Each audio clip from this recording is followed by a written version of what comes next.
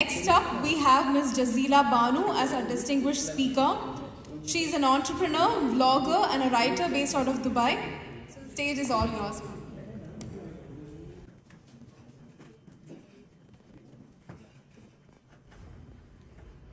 Ladies and gentlemen, imagine a fire burn within you so fiercely. It profiled to defy the odd, to break the barrier, and to carve out a path. The most powerful, the very most powerful weapon on earth is human soul on fire. And today I am in front of you as evidence for that truthful statement. I'm an entrepreneur, writer, and a social advocate, daughter, wife, and a mother of 2 amazing kids. To reach to this point was not so easy. Assalamu alaikum. I'm Jazila. I'm here to tell my raw stories. I'm the 4th daughter of my traditional Muslim family, born after 3 daughters. Following 3 daughters, usually, I'll be in an unexpected addition to this world. So the world must have seen me as a half brick.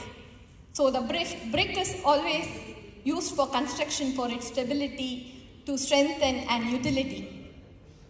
So a half brick is seen as decomposed or not required.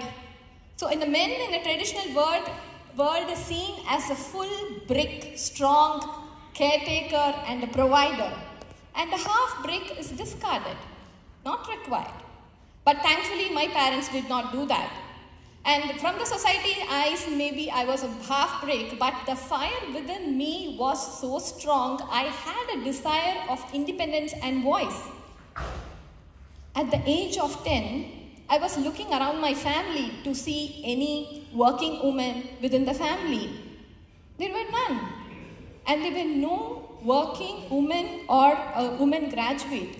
Even my parents were not to graduate, but they had determination to give a decent education to all of us. My father worked so hard to give that.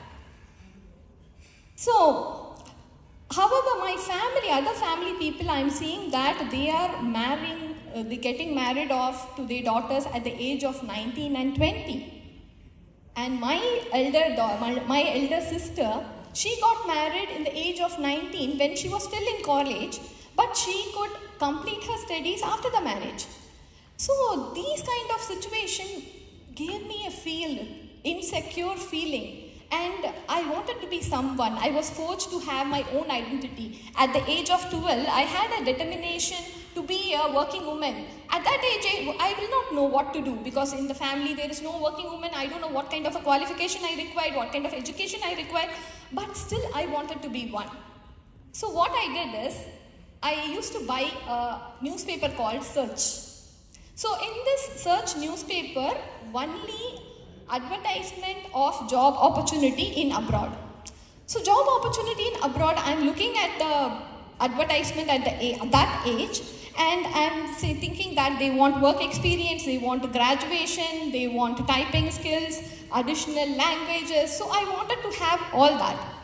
So I want money, I wanted to be a financial independent girl at that age itself. So what I did, my father was a photographer. My father photographer, and in those days the photo film comes in a very attractive boxes. The film used to come in a very attractive boxes. I used to take that box to my school, and I will ask all my classmates to bring talcum powder. The talcum powder which we apply on the face in those days. So I asked them to bring those powder. So each one will bring their own powder. I will mix together. It gives a different fragrance. I made a different formula. I filled the boxes, and I used to sell it for 5 rupees. So these kind of a small business I started at that age itself. So I was able to complete in a no-cost, low-cost courses, additional languages, then typing courses in different 2 languages, and basic computer skills. This was all done before my high school itself. So I was ready. Before my high school, I thought okay, I'm ready to work. So I told you that my father was a photographer. He was not just a photographer, but he is a photojournalist. He was working in a newspaper called Malai Murasu. So in the same place, he was able to secure me a job of a DTP operator. So at the age of 17, I started my career as a DTP operator in that Tamil News Daily in Chennai. So I wanted to sacrifice my traditional college life to get 3 years of experience. So the graduation is 3 years. I want to get the graduation along with the work experience. So what I did my correspondence course of BBA. I took up the course in correspondence and then I simultaneously studied and had the work also. So the sleepless nights of self-study had the determination within me that I wanted to reach somewhere, I want to grow. So that led me to Dubai, the land of opportunity where my talent blossomed. After coming here, okay, I'm going to work, that was my intention. But that time it was impossible to get a visa for an unmarried woman. Can you believe? That was the state at that time in Dubai. So people interviewing me jokingly was telling like, go back, go, get married, come back in husband's sponsorship and secure a job. I was furious, I was just 19. I persisted, I secured a job of secretary and from there my career started. Then I slowly climbed the ladder of a corporate world, then I became a database administrator, then assistant manager and then a distribution manager, and in the year of 2018 I blossomed into an entrepreneur. I founded 3 of my own company and which is all these years I was in the media field. Then I blossomed and stepped up in a very different field, which is in occupational health and safety. Occupational health and safety is a male-dominated world. Still, I carved a space for myself. I wanted to be someone in the male-dominated industry. So why I define myself as selfless and giving to the society, all my businesses is of service-oriented. Along with the service-oriented, it is along with the sales as well. With this, I was not giving up on my passion. My passion was writing. Because I had so much of stories, so many stories, because when I was in the media, my father unknowingly sparked a love of journalism within me. So I started writing. I started writing on equality, feminism, social justice, whatnot. My first book was Nam Nayagam. Nam Nayagam means our prophet. Our prophet. Why? Because there were so many Tamil books which was catering to the children as a bedtime stories about other heroes like Raman, Krishnan, Chota Bheem. Even in the series you can see that even Jesus Christ. But Prophet Muhammad Sallallahu Alaihi Wasallam was not introduced to the children. So I thought in Tamil it is necessary to fill that gap, and I got a very colorful with a beautiful illustration which was well received, not with the boundaries of Muslim, even other faith people liked my book and they appreciated. And the late Kaviko Abdul Rahman, he actually told that my book is a seerah for children. Kulandigalukana seerah, he said. He mentioned that.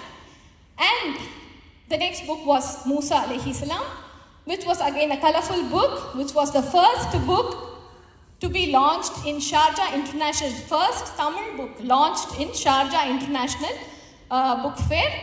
And then my other book was of short story collection which expressed the women's world, and my recent book was on self-help, which is Nalam Vada. It is a bilingual book, so in English it is called Happiness and Well-Being. So it is like both the language together in one book. So the recognition followed with awards and featured in esteemed publication. The significant recognition I got for my writing is from His Highness Sheikh Mansoor, the son of the ruler of Dubai, for writing article on Dubai Holy Quran competition. So not only that, this year I got a recognition from Government of Tamil Nadu, from the Honorable Chief Minister M.K. Stalin, and received an award of Kaniyan Pungundranar for empowering women. So this symbolizes inspiring other women to open up their extraordinary stories. These kind of rewards, a profound impact of a reward will be recognition that you are successful. It's more than that, right? because you should have the ability to spark on somebody's life, spark to give inspire to somebody's life through community development or community involvement or through mentoring, talking to people. So this way I was inspiring others, especially women. I wanted them to raise their silence, and not only that, and I wanted to open up and talk about their extraordinary stories. So my life did not stop there, but the twist and turn of my journey, I feel that I learned a very strong lesson which I wanted to share here. You should not allow anybody to define your worth or decide what your destiny should be. We should be in a position to write our own story. The society may have set expectation on you, but it is you who decide what you wanted to be. So I decided to write my own story, face my own challenges of norms, and set my own path. Alhamdulillah. So I am successful, I can say, in all means. And I wanted to advise to the younger generation to dream big, to not to afraid to dream big, and to work hard to achieve your dreams. We never know, your dreams can be a masterpiece story of somebody's life. There will be obstacles, there will be naysayers in so many ways, but you have to have the persistence, passion to pave your own pathway. That's what I feel. So, if you notice, only the half brick can have a pattern of a pathway with a charming character. You must have seen in all kind of interiors, the pathway patterned with the half brick only. So every half bricks will have their unique talents, will have their own quality, which will cherish others' life, which will enrich their whole. And I request the younger generation to come up in life not to fear of anything at any means. And in your life, any half-brick moment, you have to feel your resilience, your strength, your potential, which will help you to come up. Embrace it. Make that as a stepping stone for your next achievement. Thank you very much for listening to me. And thank you very much, Bala, for giving me this wonderful opportunity to share the stage with wonderful people who shared their inspiring stories. Thank you so much. I am sure that you must have enjoyed my raw story. Thank you.